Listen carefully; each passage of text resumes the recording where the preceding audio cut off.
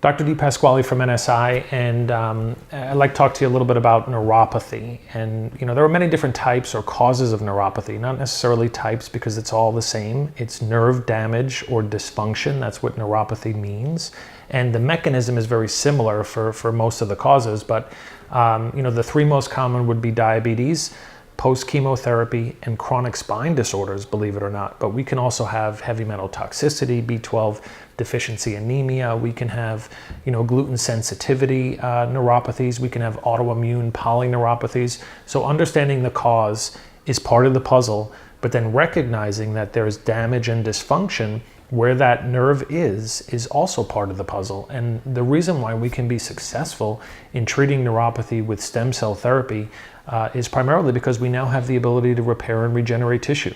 And the primary component for neuropathy is those small capillary networks that become compromised, and as a result the blood flow doesn't get to the nerve and it dies, it becomes dysfunctional, and as a result we get tingling and numbness and pain and those types of things. What stem cells do, or stem cells derived from fat, one of the primary mechanisms is they promote angiogenesis, which is the production of new blood vessels. That's a really important distinction, and it's really important because now we can drive blood flow to the damaged nerve and allow it to heal. And the thing is, peripheral nerves heal. They're dynamic. Central nervous system, brain and spinal cord, that generally doesn't heal on its own. Obviously, we have some mechanisms with stem cell therapy now, which is really exciting. But with peripheral nerves, we know, and it's well established in the literature, that they do heal.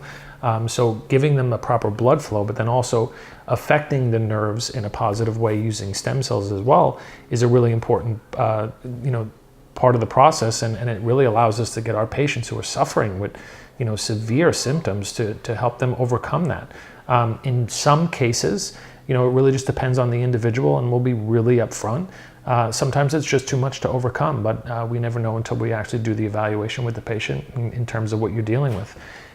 In terms of the causes for neuropathy, that has to be taken into account, and it's absolutely something that we will address. If there is a diabetic component, then we're going to talk to you about diet and lifestyle. We're going to talk to you about the things that we can bring to the table.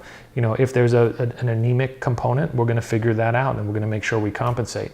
If there's local edema and swelling, we're going to talk to you about how we can deal with that. At the end of the day, the goal is to obviously improve function by addressing the damaged tissue itself and improving the quality of your life.